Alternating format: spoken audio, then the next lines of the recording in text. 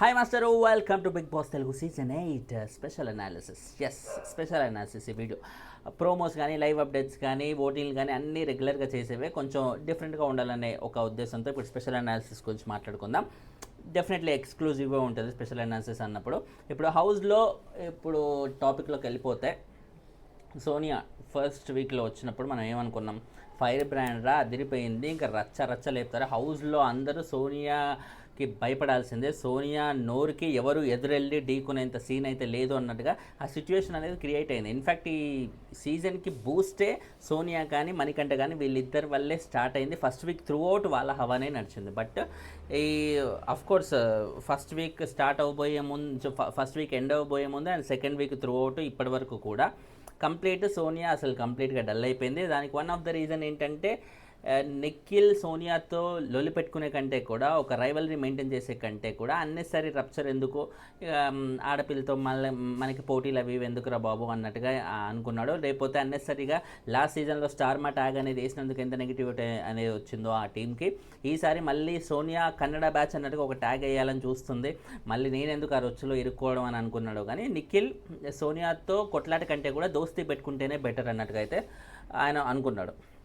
ఇప్పుడు దోస్తీ పెట్టుకోవాలనుకున్నప్పుడు కూడా నిఖిల్ ఇంటెన్షన్ ఏంటి, సోనియాతో దోస్తీ కాదు, సోనియా ఎక్కడ ఆయనని కంప్లీట్గా రచ్చకీడుస్తుందా, కన్నడ బ్యాచ్ అనే ట్యాగ్ వేస్తుంది, ఇంకా గేమ్లో తనకంటే ముందుకు వెళ్ళిపోతుంది అలా ట్యాగ్ వేసి అన్నట్టుగా తన ఇంటెన్షన్ కూడా స్ట్రాటజికలే, సోనియాతో మెయింటైన్ చేసే రిలేషన్. అండ్ సోనియా ఇంటెన్షన్ కూడా స్ట్రాటజికలే. ఏంటి, నిఖిల్ అంటే ఇప్పుడు నిఖిల్తో పోటీ పడితే, ఇప్పుడు నిఖిల్తో ఫైట్ చేస్తే ముందుకెళ్ళొచ్చు అన్నట్టుగా అనుకుంది తనని బ్యాట్ చేసి. బట్ ఇప్పుడు నిఖిల్ ఫ్రెండ్షిప్ కోరుకుంటాడు కాబట్టి, ఓకే ఒక స్ట్రాంగ్ కంటెస్టెంట్ ఫ్రెండ్గా ఉంటే ఎక్కువ కాలం ముందుకెళ్ళొచ్చు, ఆయన ఫ్యాన్స్ ఆయన నామినేషన్లో లేనప్పుడు నాకేస్తారు, అండ్ డెఫినెట్లీ ఓట్ బ్యాంక్ అనేది నాకు కూడా ఇంక్రీజ్ అవుతుంది ఒక స్ట్రాంగ్ కంటెస్టెంట్తో ఉంటే అన్నట్టుగా ఆవిడ కూడా అనుకుంది. కాబట్టి ఇద్దరికి విన్ విన్ సిచ్యువేషన్ లాగా రిలేషన్ అనేది ఏర్పడింది. కాకపోతే ఆ రిలేషన్ ఇప్పుడు కంప్లీట్గా వాళ్ళే దూరంగా ఉండాలి, ఎందుకు అన్నెసరీ డిస్టెన్స్ అనేది పెరుగుతుంది, గేమ్ అనేది పాడవుతుంది అన్నట్టుగా వాళ్ళు మ్యూచువల్గా మాట్లాడుకొని దూరం అయ్యారు, దూరంగానే ఉంటున్నారు. ఇప్పుడు వాళ్ళ ఫుటేజ్ అనేది రావట్లేదు. So first 3-4 days season start అయినప్పుడు నిఖిల్ ఒక బీభత్సంగా అన్నిట్లో ఇనిషియేటివ్ తీసుకుంటూ ఒక డామినేటింగ్ నేచర్ అన్నట్టుగా అందరూ అనుకున్నారు. ఇన్ఫ్యాక్ట్ మనకు కూడా అనిపించింది. బట్ ఎప్పుడైతే సోనియాతో బాండింగ్ అనేది మొదలైందో, ఆయన కంప్లీట్గా సోనియాతో మాట్లాడడం, సోనియాతో పిచ్చపాటి కబుర్లు చెప్పుకోవడం తప్ప గేమ్ అసలు 1% కూడా లేదు. అప్పుడు ఏమనుకున్నా, నిఖిల్ పని ఇంకా అయిపోయిందిరా, ఈయన ఏంటో అనుకున్నాం. సో సోనియా వల్ల నిఖిల్ గేమ్ కూడా పోయింది అని అనుకున్నాం. బట్ ఎప్పుడైతే ఇప్పుడు సోనియాతో రిలేషన్ అనేది కట్ అయిపోయిందో, ఇప్పుడు నిఖిల్ యాక్చువల్ గేమ్ అనేది బయటకు వచ్చింది. యాక్చువల్ గేమ్ అనేది బయటకు వచ్చి ఇప్పుడు ఎలా చూడండి, టాస్కులు బ్యాక్ టు బ్యాక్. అసలు నిన్నటి ఎపిసోడ్ చూసారా, తుఫాన్ లాగా వెళ్ళిపోయాడు అసలు. ఆయన టీంలో ఉన్నది ఇద్దరే, ఆయన అండ్ మణికంఠ, వాళ్ళు ఇద్దరే ఉన్నా కూడా మిగిలిన టీమ్స్లో 6 మెంబర్స్ 5 మెంబర్స్ ఉన్నా కూడా అలాంటి టీమ్స్తో పోటీ పడి మరి గెలవగలిగాడు. ఎక్కువ ప్రైజ్ మనీలో ఎక్కువ శాతం ఇప్పటి వరకు ఏదైతే కాంట్రిబ్యూషన్ ఉందో అది ఈయన టీం నుంచే, ఇద్దరు మాత్రమే ఉన్న ఈయన టీం నుంచి రావడం అనేది సాధారణమైన విషయం కాదు. సో నిఖిల్ ముందు నుంచి చాలా స్ట్రాంగ్గా, అలాంటి స్ట్రాంగ్ వర్డ్ మేము గెలిస్తే అది కదా మాకు మజా అన్నట్టుగా ఎవరు నిఖిల్ టీంలోకి వెళ్ళలేదు.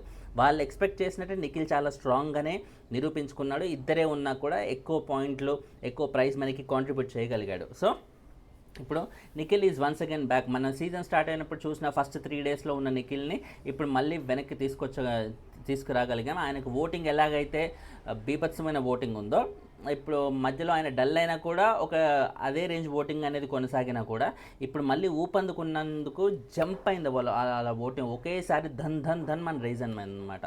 సో ఇలాగే ఉంటే నిఖిల్ అన్స్టాపబుల్గా ఉంటాడు, డౌట్ లేకుండా టైటిల్ విన్నర్ అయ్యే అవకాశం పూర్తిగా ఉంది. అన్లెస్ అని అంటే ఇప్పుడు మధ్యలో వైల్డ్ కార్డ్ ఎంట్రీస్ ఎవరు వస్తారు ఏంటి అనేది వాళ్ళు వచ్చినప్పుడు ఆ తర్వాత డిస్కస్ చేసుకోవచ్చు. కానీ ప్రస్తుతానికి ఉన్న పొజిషన్లో నిఖిల్ అన్స్టాపబుల్ ఓటింగ్ ఉంది.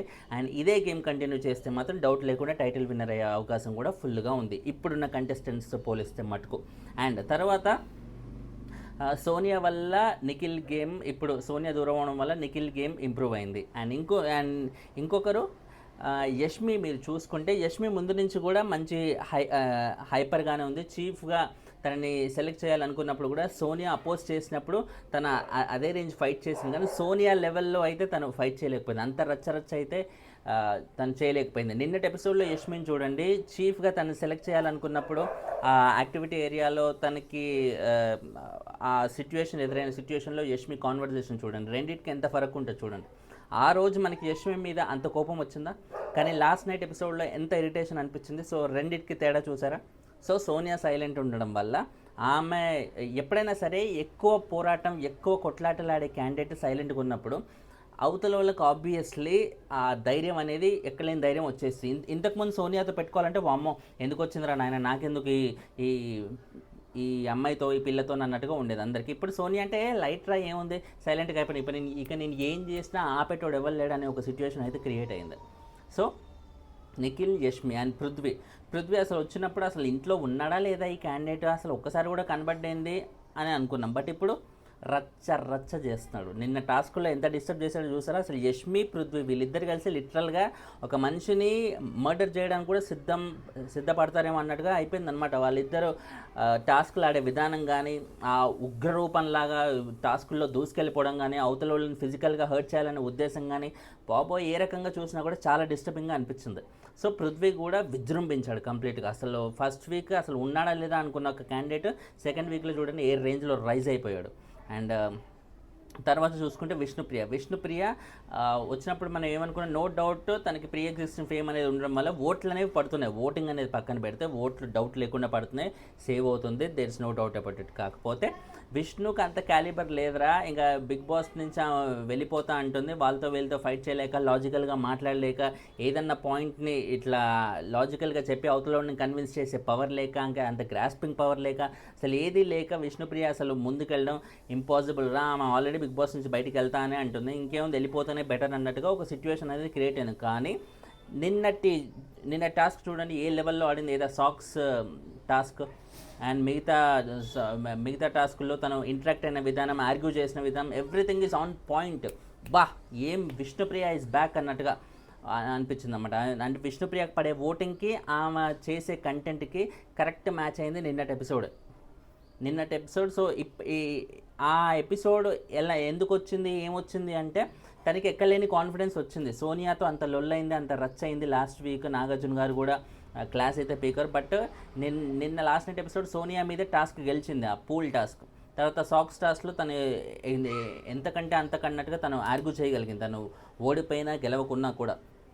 సో ఆ కాన్ఫిడెన్స్ తనకు వచ్చింది. సో ఇప్పుడు సోనియా సైలెంట్ అవ్వడం వల్ల హౌస్లో నలుగురి గేమ్ ఒకేసారి టేక్ ఆఫ్ అయిందనమాట. నిఖిల్, యష్మి, పృథ్వీ, విష్ణుప్రియ వీళ్ళ నలుగురి గేమ్ సోనియా సైలెంట్ అవ్వడం వల్లే టేక్ ఆఫ్ అయింది అనడంలో డౌటే లేదు. అండ్ మిగతా వాళ్ళు చూసుకుంటే మణికంఠ ఎలాగో ముందు నుంచే యాక్టివ్ ఉన్నాడు, ఆయనను అసలు మనం టచ్ చేయాల్సిన అవసరమే లేదు. ఆయన right from the first week నుంచి, ఫస్ట్ డే నుంచి ఎలాగైతే ఉన్నాడో ఇప్పటికీ అదే ఉత్సాహంతో, అదే జీల్తో, ఎలాగైతే బిగ్ బాస్ నాకు ఆఖరి పోరాటం అని నాగార్జున గారితో లాంచ్ ఎపిసోడ్ రోజు స్టేజ్ మీద చెప్పాడో ఆ మాటకి కట్టుబడి ఉంటూ ఈ రోజు వరకు కూడా తను ప్రతిదీ హౌస్లో జరిగే ప్రతిదీ చాలా సీరియస్గా తీసుకుంటాడు. నిన్న ఫుడ్ తనకు లేకపోతే ఫుడ్ దొంగతనం చేయడం, అలా దొంగతనం చేస్తే ఆడియన్స్కి ఎంటర్టైన్మెంట్ వచ్చి నవ్వుకుంటారు. సో అది కూడా అక్కడ కూడా నాకు అది యాడ్ అవుతుంది, నేను ఇప్పుడు నామినేషన్లో ఉన్నా కాబట్టి ఆడియన్స్ నన్ను చూసి ఓట్లు వేస్తారన్నట్టు ప్రతిసారి తన తాపత్రయం చూస్తే ముచ్చటేస్తుంది ఎవరికైనా సరే, బిగ్ బాస్ లవర్స్కి. కాబట్టి మణికంఠకి అసలు